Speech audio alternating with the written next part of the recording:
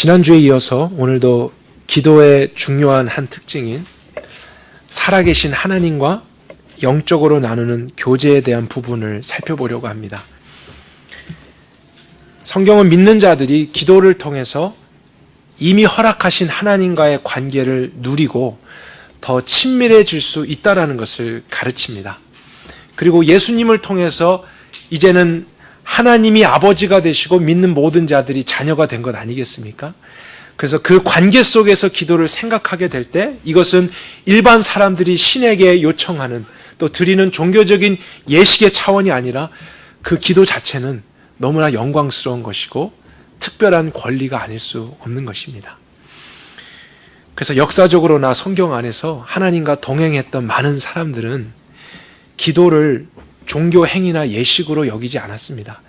하나님과 함께하기 위해서 당연한 것으로 여겼습니다. 그리고 매일매일 하는 자연스러운 것이 되었죠. 기도의 삶을 살았습니다. 그래서 그 삶을 통해서 하나님의 역사를 자주 경험했던 것이죠. 만약 누군가가 기도 제목 있으세요? 이렇게 물어보았는데 아니요, 없는데요. 이렇게 답변을 한다면요, 그 사람은 여전히 기독교의 기도를 어떤 것을 얻어내기 위한 종교적인 수단과 방법으로만 생각하고 있는 것입니다. 단순히 하나님으로부터 선물을 받아내는 통로같이 생각하는 것이죠. 특별한 일, 기도에 어떤 제목거리가 없으면 기도도 멈추게 됩니다. 그래서 기도할 제목이 없는데 어떻게 그렇게 오래 기도하는가? 기도를 어려워합니다. 그러나 살아계신 하나님과 동행하고 교제하고 대화하는 영적인 의미로서 기도를 우리가 생각하게 된다면 우리의 기도는 중단될 수 없는 것이죠. 왜냐하면 기도가 중단된다는 것은 하나님과의 교제가 중단된다는 것이지 않습니까? 반대로 기도가 깊어진다는 것은요, 그만큼 하나님과의 관계와 교제가 깊어진다는 것을 의미합니다. 그래서 기도는 그 하나님과의 이미 열려진 관계를 더 깊게 하는 마음의 교제, 또 하나님과 깊은 관계를 가지게 된 사람은 더 깊고 진실하고 온전한 기도를 드리게 됩니다. 여러분이 처음 만났거나 잘 알지 못하는 사람과 어떤 대화를 나누는가를 생각해 보십시오. 정말 처음 보는 사람이었습니다. 소개를 받았습니다. 근데 관계가 깊지 않으면 대화도 깊어질 수가 없잖아요. 어색합니다. 머릿속에서 무슨 주제로 대화할까 생각을 하면서 답을 이야기하기 시작합니다. 그러다가 한 3분, 5분 대화를 나누면 많이 나눈 거잖아요. 그 다음부터는 이제 주제가 없기 때문에 갑자기 전화기를 보기도 하고 화장실을 다녀오기도 하고 이제 대화를 중단하면서 혼자의 모드로 바꾸기 시작합니다. 근데 만약에 여러분이 5분밖에 시간이 없는데 절친한 친구를 만났다고 생각해 보세요. 오래된 친구를 만났습니다. 그럼 여러분들 어떻게 하시겠어요? 다음 약속 시간을 미루고서라도 옆에 앉아서 어떻게 지냈어? 그러면서 대화를 시작하겠죠. 주제를 생각하면서 머릿속에서 시작하는 게 아닙니다. 마음에서부터 그 관계가 있기 때문에 깊은 교제가 되어집니다. 더 듣고 싶고, 더 말하고 싶고, 더 나누고 싶고. 말에 주제가 없어서 대화를 못하는 게 아니고 관계가 가까우면 주제는 계속 나오게 돼 있습니다. 그리고 몇 시간이고 나누는 것이 어렵지가 않습니다. 그처럼 관계가 필요한 것이고 또 그 대화 속에는 고백도 있을 수 있고 칭찬도 있을 수 있고 어려움을 나눌 수도 있고 때로는 요청이 있을 수도 있겠죠. 마찬가지로 우리가 하나님과 관계가 있기 때문에 또 아버지와 자녀의 관계이기 때문에 이런 것이 나누어지는 것이 기도여야 하고 그러한 기도를 통해서 우리의 관계가 깊어지게 될 때 우리는 더 많은 기도들 또 온전한 기도들을 드릴 수 있게 되는 것입니다. 오늘 말씀을 통해서 이런 특징의 기도들을 저희들이 살펴볼 것입니다. 그래서 이런 내용들이 성경에서 가르치고 있는 추구하는 기도의 내용이라면 우리가 그것을 이제는 정말 실행하는 것이 필요한 것입니다. 그러한 균형을 갖춰서 우리의 기도의 영역에도 이렇게 영적으로 하나님과 마음으로 교제하는 방식으로서의 기도, 그것을 찾아가고 누리고 경험하는 것이 마땅한 것이고 정상적인 것이고 자연스러운 것이죠. 우리의 관계에 걸맞는 기도 생활이 필요합니다.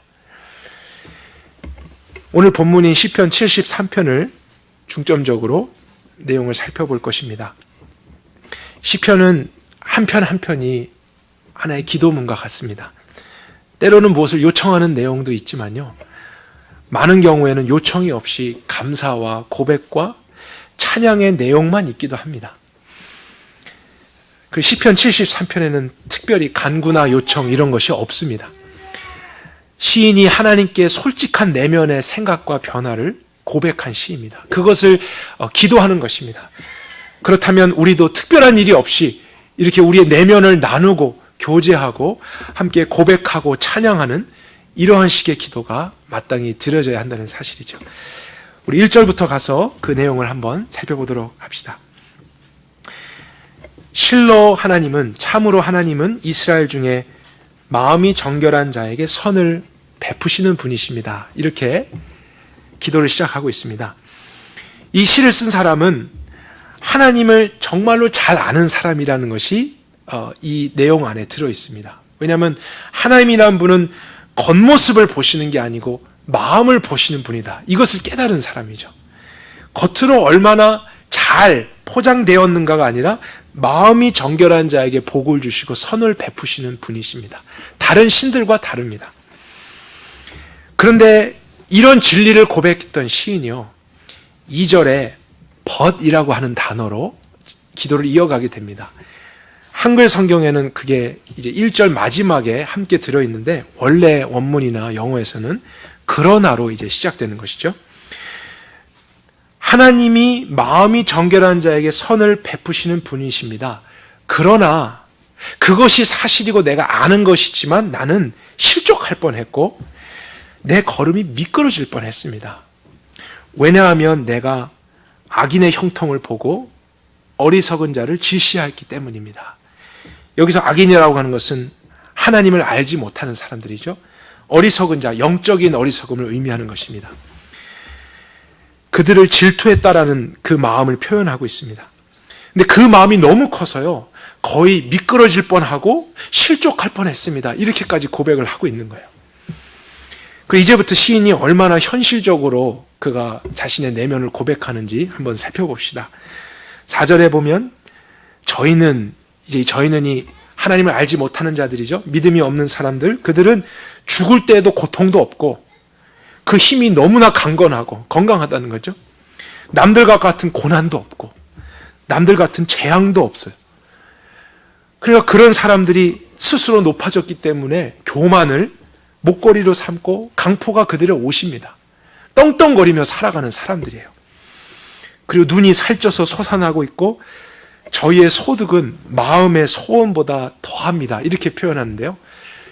그러니까 어떤 사람은 아무리 노력해도 소득을 얻지 못하는 경우도 있지만 하나님을 정말 모르고 자기의 마음대로 사는 사람인데도 그들이 원하는 것보다 더 많은 소득을 얻게 되고 부유해지고 형통하게 되는 것을 그가 보았다는 것입니다. 그래서 그들은 조롱하고 없는 자들을 압제하고 악하게 말하고 거만하게 말하면서 입을 하늘에 두고 혀를 땅에 두루 다니고 있습니다. 이 말은 높아질 대로 높아져서 이 세상에서 무서울 것이 없이 살아가고 있다는 뜻이죠. 시는 하나님을 믿지 않는 사람들이 이렇게 형통하는 것을 보는 게 너무 힘들다라고 이야기를 했습니다. 하나님을 안 믿어도 이렇게 성공할 수 있는 것이구나, 이렇게 잘 살 수 있는 것이구나, 이렇게 높아질 수 있는 것이구나, 그런 생각을 했다는 것이죠. 우리가 이 고백을 읽으면서 시인이 거룩하신 하나님 앞에 어떻게 저런 말을 할 수 있어? 저렇게 격식이 없이 말을 할 수 있어? 이런 생각이 들기보다는요, 정말로 그가 마음을 보시는 하나님 앞에 자신의 솔직한 내면을 드러내고 있구나, 정직하게 고백하고 있구나, 이러한 느낌을 받게 되죠. 하나님과 관계가 어려운 사람은 이러한 기도를 드릴 수 없습니다. 그는 높이 계신 신께 잘 보이기 위해서 늘 잘한 것만을 이야기하고 포장을 자꾸 하는 것이죠. 그래야만 그 기도를 받으시고 나에게 복을 주시고 계속 잘 살 수 있다라는 생각이 있기 때문에 불신과 유혹의 마음이 나에게 실제로는 있어도 그것을 표현하지 않고 종교의 옷을 입힌 기도를 드리기 마련입니다. 그리고 나서 오늘 나는 하나님 앞에 기도했다. 기도 자체를 중요하게 생각하고 자꾸 외식을 하는 것이죠. 그러나 그가 처음에 이야기했잖아요. 하나님은 외식이 아닙니다. 겉모습을 보시는 분이 아닙니다. 기도하는 사람이구나 안 하는 사람이구나 이게 중요한 게 아니고 마음을 들였구나. 정말로 정직하게 하나님 앞에 자신을 내어놓았구나. 하나님과 영적으로 교제했구나. 이것을 하나님은 중요하게 보시기 때문입니다. 그래서 하나님과 동행하는 기도, 바로 이런 것이 될 수 있다고 우리가 확인하게 되죠. 12절부터 또 보겠습니다. 보라, 이들은 악한 사람들이다. 똑같은 대상들을 이야기하는 것이죠. 항상 그런데 형통하고 재물이 늘어난다. 그들이 악한데 오히려 악한 사람은 다 심판받고 가난하게 살았으면 좋겠는데 그런 사람들이 더 나보다 더 잘 되고 형통하는 것을 보는 거죠. 그리고 나서 13절에 한탄하듯이 이야기하는 것은 내가 내 마음을 깨끗해 하게 하고 손을 씻어서 죄 없다 한 것이 헛된 것 같습니다. 이런 고백을 솔직하게 합니다. 나는 정말로 하나님 앞에서 깨끗하게 살려고 하고 정직하게 살려고 하고 거룩함을 지키려고 했는데 그렇지 않아도 이렇게 잘 살고 성공하는 사람들을 보니까 나는 왜 그렇게 바보같이 살았지? 나는 왜 그렇게 하고 싶은 말을 안 했지?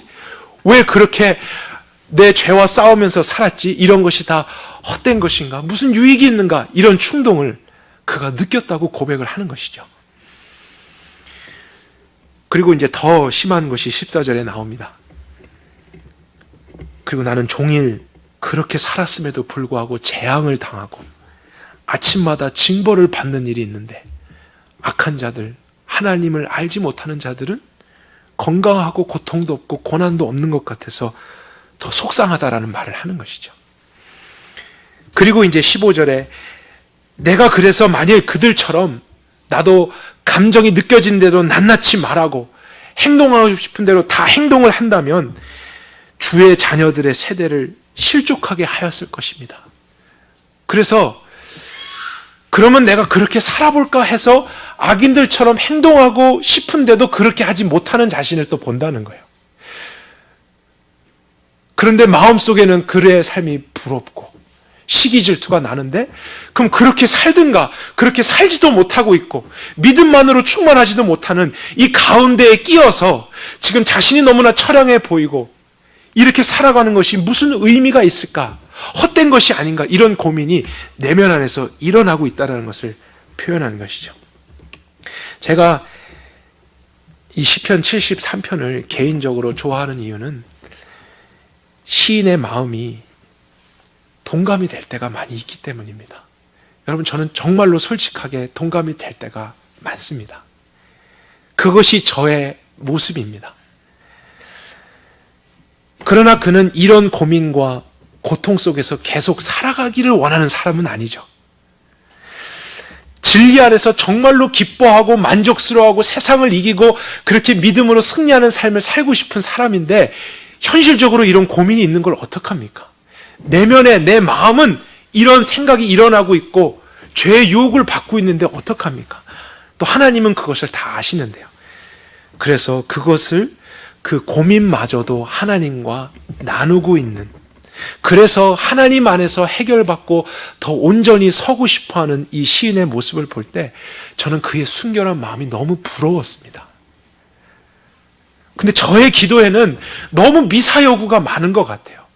너무 외식적인 거, 불필요한 말들을 많이 하면서 나를 자꾸 좋게 하나님께 보여서 이 기도가 거룩하신 하나님께 상달되고 뭔가 자격을 얻으려고 하는 꾸밈이 일어나게 될 때 사실 하나님은 제 마음을 다 알고 계시고 그 상태를 알고 계신데요.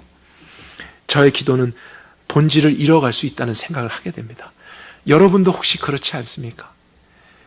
기도라는 것을 생각할 때 우리의 내면의 마음을 쏟아놓는 중심의 기도보다 그냥 우리의 습관적으로 전능하사 천지를 만드신 하나님 아버지여 이렇게 시작을 하게 될 때 사실 우리의 마음은 전혀 그것과 딴 곳에 있으면서도 우리는 그렇게 말을 할 수 있다는 것입니다.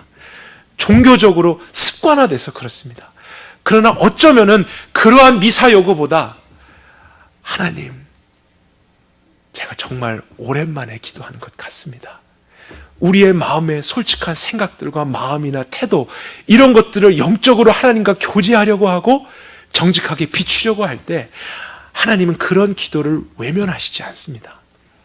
그리고 그렇게 기도한다는 것은 우리가 계속 그렇게 살고 싶어서 하는 게 아니고 그렇게 살지 않기를 원해서 하나님을 만나길 원하는 것이기 때문에 그 기도를 통해서 하나님의 역사를 경험할 수밖에 없습니다. 한 번은 예수님이 두 사람의 기도를 비교해서 말씀하신 적이 있었습니다. 두 사람이 기도하러 성전에 올라가니 하나는 바리새인이요 또 하나는 세리라. 그래서 바리새인과 세리 두 사람이 기도를 한 것을 비교해서 말씀하시는데, 먼저 바리새인은 이렇게 기도했다 하는 그 내용이요, 그는 서서 따로 기도하여 하나님이여, 나는 다른 사람들과 토색, 불의, 간음을 하는 자들과 같지 않고 지금 내 옆에 있는 이 세리와도 같지 않고 일주일에 2번씩 금식하고 또 소득의 11조를 드리나이다. 이런 기도를 드렸습니다. 바리새인은 정말로 남의 물건을 훔치지 않았을 것입니다. 그리고 불의를 행하지 않았고 일주일에 2번을 금식했고 그런 삶을 정말로 살았을 것이에요. 그리고 성전에 와서 자기의 잘한 것을 하나님께 보고한 듯한 기도를 드렸습니다. 하나님 앞에 자기의 잘한 행위들을 나열하는 것이죠. 그 이유는 무엇일까요? 그것을 통해서 보상을 받고 그런 하나님의 앞에 자신이 어떠한지를 드러내고 종교로서의 의미를 띠는 것이죠. 그러나 하나님은 그가 무엇을 얼만큼 어떻게 했는지를 관심 있어 하는 게 아니고 그가 오늘 어떤지에 더 관심이 있으시다는 거예요. 그러한 율법을 지켰을지라도 너의 마음은 어떠했느냐? 정말로 아는 것과 믿는 것의 격차는 없느냐? 사람들 앞에서와 혼자 있을 때는 어떠했느냐? 오히려 그런 마음을 솔직하게 하나님께 앞에 가지고 가서 하나님, 제가 11조를 이렇게 드리긴 했지만 제 마음속에 이런 것이 있었고 나의 아는 것과 믿는 것에 이런 차이가 있어서 갈등도 일어났고 회의가 일어났습니다. 또 부러움도 있었습니다. 이러한 마음으로서 기도를 생각하며 하나님을 만나고자 했다면 그의 기도는 종교로서의 기도가 아니고 하나님과 만나게 되는 마음의 교제가 되는 것이죠. 그런데 바리새인은 그런 기도를 드릴 수가 없는 사람입니다. 왜냐하면 그들은 율법주의자들이고 종교의식을 통해서 신에게 복을 받기 위해서, 구원을 받기 위해서 자신을 드러내는 기도를 드릴 수밖에 없는 사람들이었기 때문이죠. 그래서 사실 바리새인을 예로 든 예수님의 목적은 그들이 하고 있는 이 모든 것이 외식이다라는 것을 설명하기 위해서였습니다. 겉을 꾸미고 있는 것입니다. 기도를 포장하고 있는 것입니다. 그러나 그것은 기도가 아닙니다. 하나님이 원하시는 그 영적인 교제는 마음에서부터, 마음이 정결한 자를 보시는 주님, 그러한 기도가 드려질 때 그분도 우리에게 본질로서 만나주시는 일이 있는 것이죠. 근데 이것과 비교됐던 대상이 세리이지 않았습니까? 예수님이 말씀하십니다. 그러나 세리는 멀리 서서 감히 눈을 들어 하늘을 쳐다보지도 못하고, 그러니까 그도 성전에 오기는 했는데 가까이는 오지 못했습니다. 세리라는 사실 그 신분은 성전 안에 들어올 수 없었습니다. 그리고 하나님이 계신 그 하늘도 쳐다보지 못하고 기도를 하는 것이죠.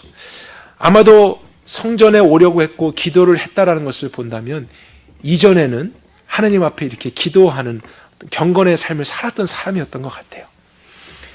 근데 그렇게 기도를 통해서 그가 했던 것은 가슴을 치면서 하나님이여, 내가 죄인입니다. 나를 불쌍히 여겨주십시오. 그러한 고백을 했습니다. 근데 여러분, 우리가 생각해야 되는 것은요, 세리도 기도할 때 외식하는 기도를 충분히 할 수도 있었다는 거예요. 세리라고 해서 꼭 죄만 짓겠습니까? 그도 잘하는 일을 하나님 앞에 기도하면서 올려드릴 수 있잖아요. 하나님, 그래도 나는 기도하지 않는 세리보다 낫지 않습니까? 하면서 자기 자신을 포장하고 종교의 옷을 입혀서 그러니 나에게 복을 주시고 그러니 나를 받아주십시오. 이러한 종교로서 신에게 뭔가를 올려드리는 기도를 그도 했을 수도 있습니다. 그러나 이 세리는 그렇지 아니하고 마음을 쏟아넣는 기도를 드린 것이죠. 자신의 내면의 솔직함을 고백합니다. 그는 여전히 죄를 짓고 있었던 사람이었던 것 같아요. 그런데 마음속에서 자신의 죄를 자각했기 때문에 굉장히 괴로워했습니다. 그리고 나서 정말 기도로서 하나님을 만나야 된다. 그런 간절한 마음 가운데 가까이 가지도 못하고 쳐다보지도 못하고 큰 소리도 내지 못했겠지만 가슴을 치면서 하나님, 내가 이렇습니다 하는, 내가 무엇을 한 행위를 기도한 게 아니고 나의 상태를 기도한 것이죠. 그런데 그 이후에 예수님이 하신 말씀이 굉장히 중요한 교훈을 담고 있습니다. 내가 너희에게 이르노니 이에 저 바리새인이 아니고 이 사람 세리가 하나님 앞에 의롭다 하심을 받고 그의 집으로 내려갔느니라.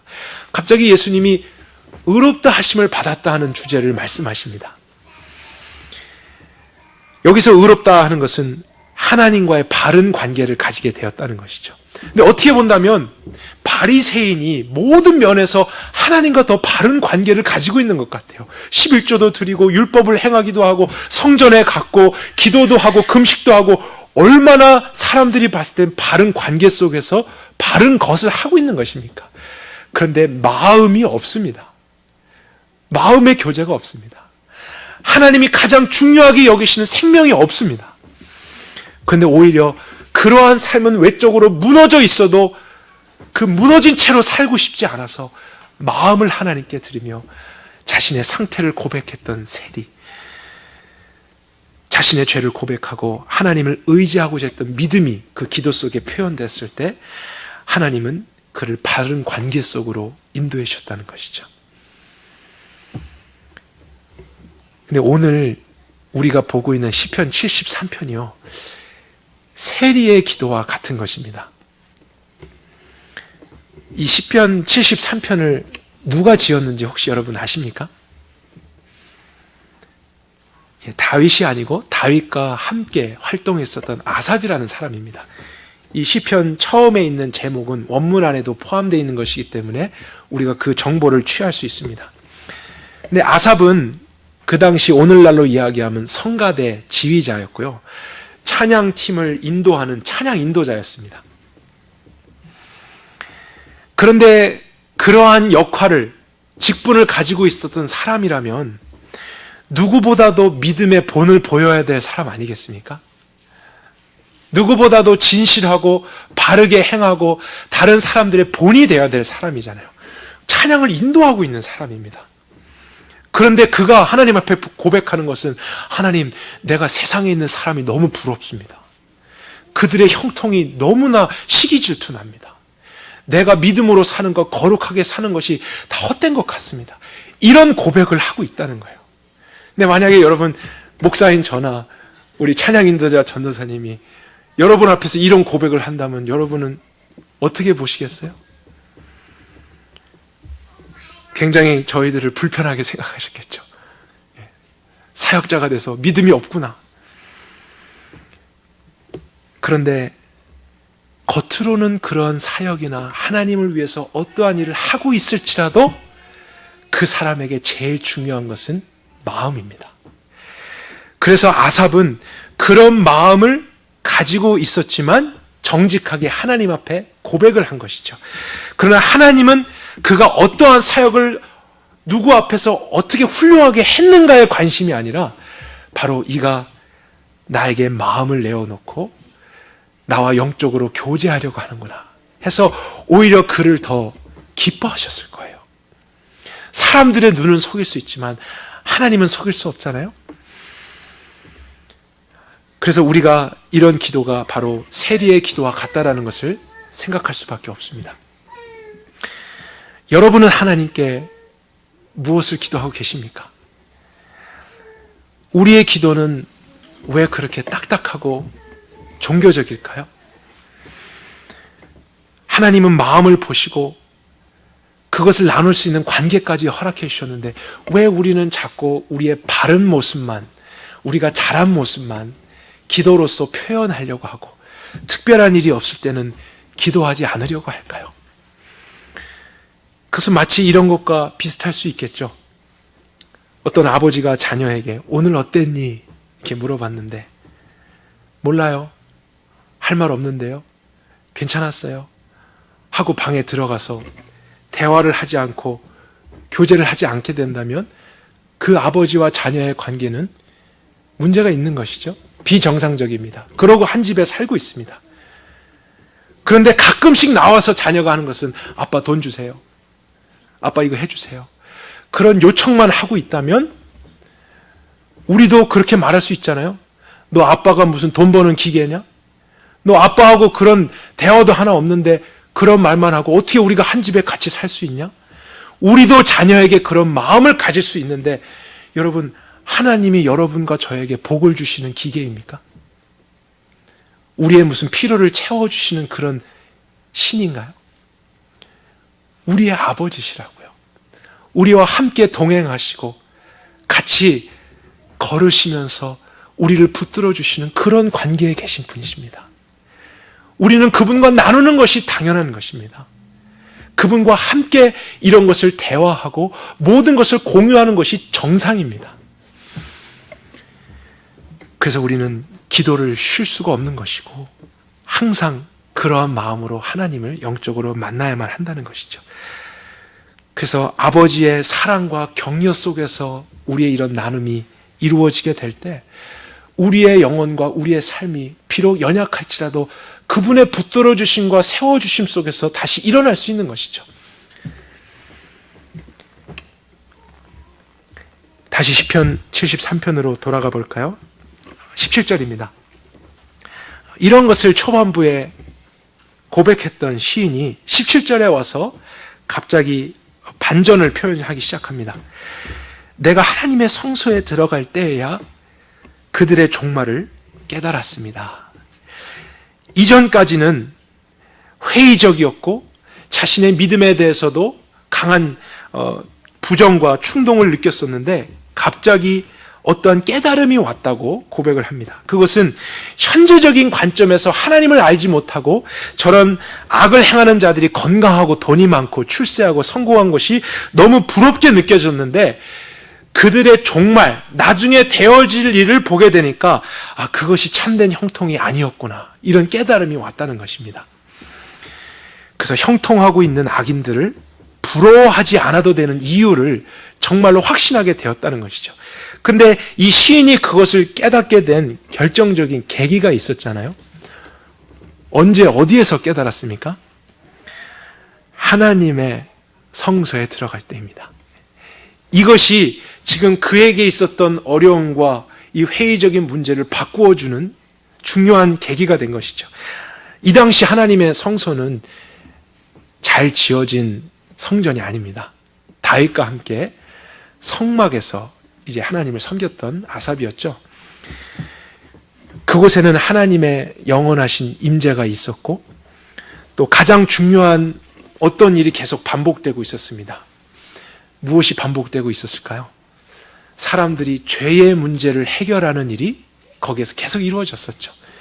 동물들을 가져와서 그들이 죄를 회개하고 피를 흘리고 제사를 드릴 때 하나님의 구원과 은혜가 이루어지는 장소였습니다. 근데 아삽은 그거를 매일 보면서 찬양을 인도하고 그 구원의 은혜를 노래하던 사람이었습니다. 그러니까 그가 여기서 깨달았다고 하는 것은 몰랐던 것을 깨달은 게 아닙니다. 머리에서 깨달은 게 아니고 마음에서 정말로 믿어졌다는 거예요. 이전까지 지식으로 다 알고 있던 것이었습니다.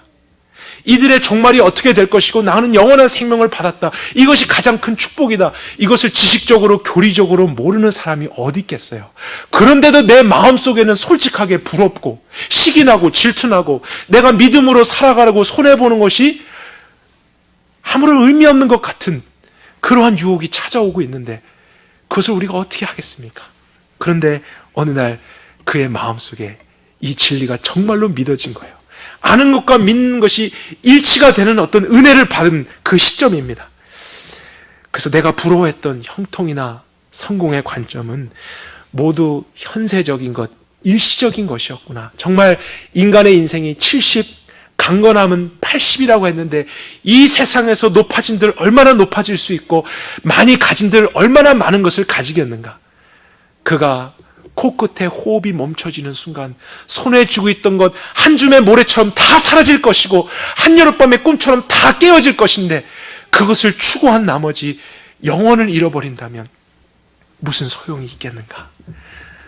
그러면서 이제 구체적인 그 깨달음을 다시 고백하기 시작하죠. 18절에 주님께서 저희를 미끄러운 곳에 두시며 파멸에 던지시니 저희가 어찌 그리 순식간에 황폐하게 되었는고.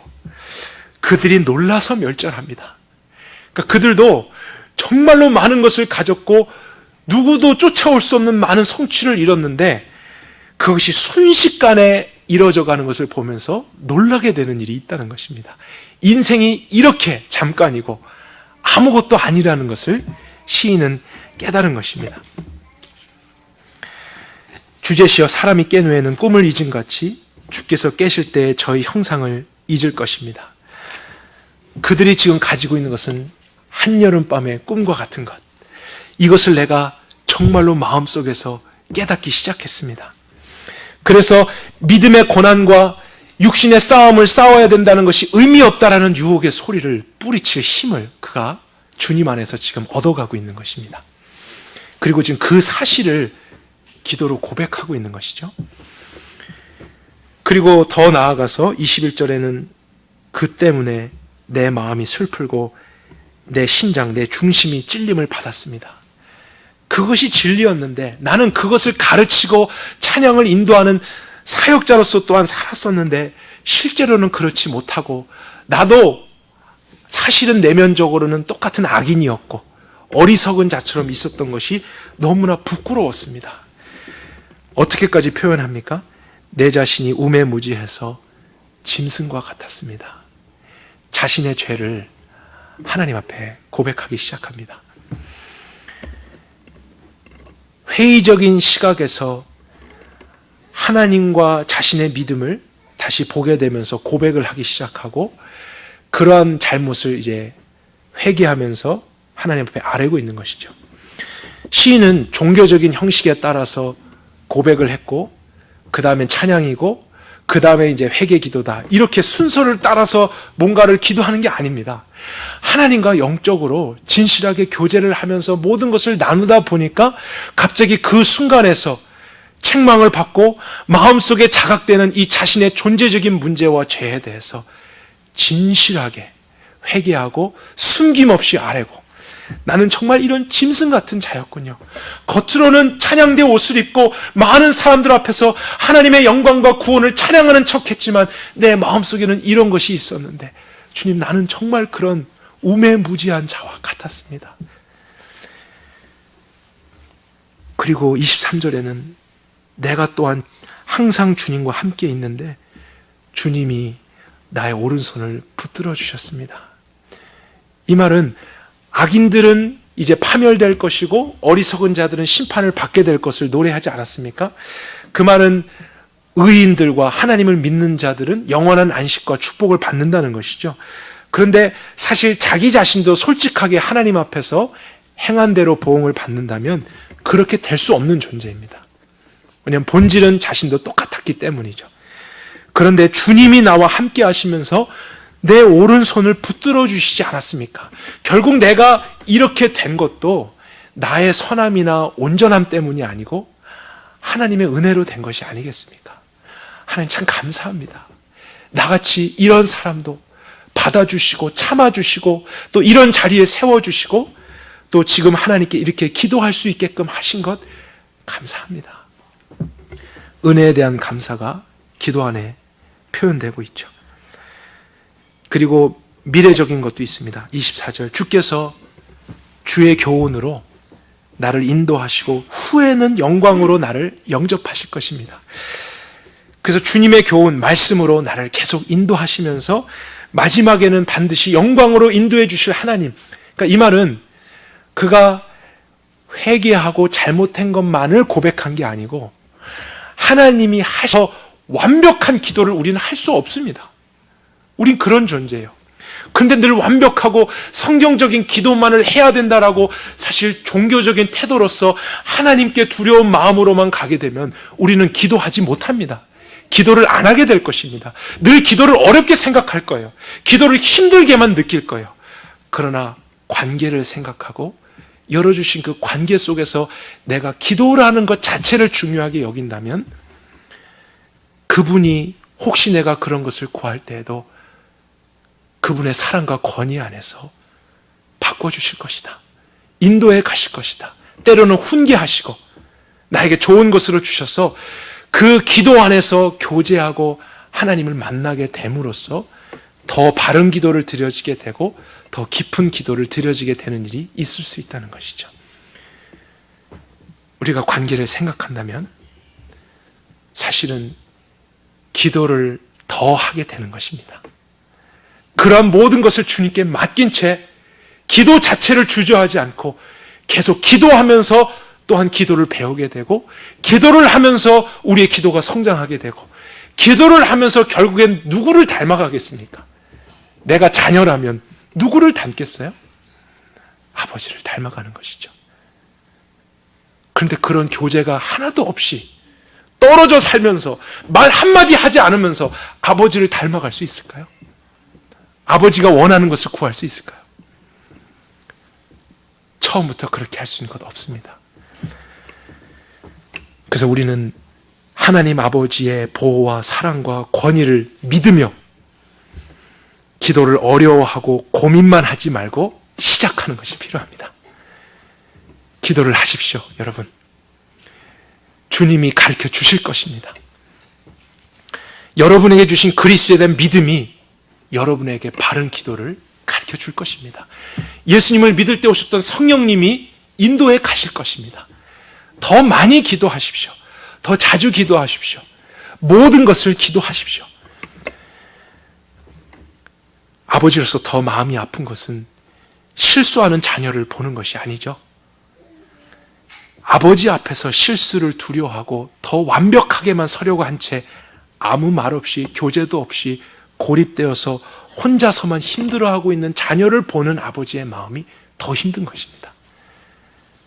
그래서 그 모습을 가지고 더 아버지를 찾고 때로는 아버지에게 훈육을 당하기도 하고 책망을 받기도 하고 또 아버지의 사랑 안에서 더 우리가 온전한 자로 세워져 가는 것, 그것이 우리의 기도가 되어야 할 줄로 믿습니다. 저는 아무렇게나 기도해야 된다는 말씀을 드리는 게 아닙니다. 그런 오해는 하지 마십시오. 높은 신께 드리는 기도만을 생각하며 두려워하고 힘들어하다가 기도를 안 하는 것보다, 덜 하는 것보다 아버지와의 교제 속에서 그분의 훈계와 사랑을 받으면서 기도 가운데 성장하는 것이 더 좋다라는 것을 말씀드리는 것입니다. 관계가 없다면 불가능한 생각입니다. 그러나 기도는 관계이기 때문에, 아버지와 자녀의 관계이기 때문에 우리는 그렇게 할 수 있는 것이죠. 그리스도인이십니까? 기도하십시오. 그것은 특별한 것이 아닙니다. 여러분의 삶 자체가 기도로서만 사라질 수 있는 것이고, 아버지는 그렇게 우리가 되어지기를 원해서 예수 그리스도를 통해서 그 문을 열어주시는 것입니다. 그분과 허락되어진 이 특별한 관계가 우리의 기도를 통해서 더 친밀해지고 더 온전해질 수 있기를 원합니다. 우리의 개인, 가정, 공동체가 더 그런 기도를 배워갈 뿐만 아니고 하게 될 수 있기를 원합니다. 기도합시다. 아마 저와 여러분들 오늘 이 말씀을 통해서 어떤 분들은 기도하실 때 성경책을 펴놓고 이성적으로 말씀을 기도하고 형식과 원리에 따라서 하나님의 뜻을 구하는 것만 기도로 생각하시며 기도하고 계신 분도 있을 수 있습니다. 그런 쪽으로 좀 더 치우쳐 계신 분도 있을 수 있습니다. 그렇다면 오늘 예수님의 기도를 본받으셨어요.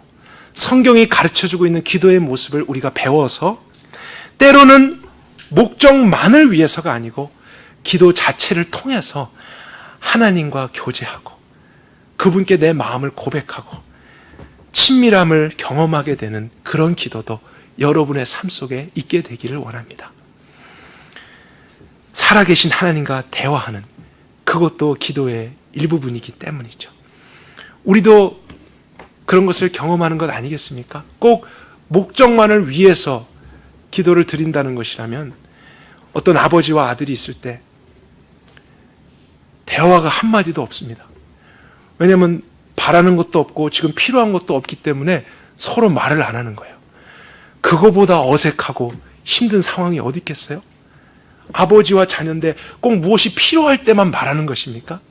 목적을 성취하기 위해서만 대화하는 거 아니잖아요. 때로는 그런 것이 없이도 관계 때문에 우리의 모든 삶을 나눌 수 있고 표현할 수 있고 서로 그렇게 교제할 수 있는 것처럼 우리가 기도한다고 하는 것을 꼭 어떠한 목표를 위해서 하나님의 뜻만을 위한 성취로만이 아니라 그 기도를 통해서 하나님과 영적으로 교제하고 친밀감을 누리게 되는 요소를 기억해야 될 것입니다. 반대로 우리 중에 어떤 분들은 기도하면은 감정을 쏟아내고 열정적이고 하나님과 교제하는 것만을 생각하시는 분들이 있을 수도 있습니다. 또 그런 기도를 많이 더 경험해 보셨던 분들이 계실 수도 있겠죠.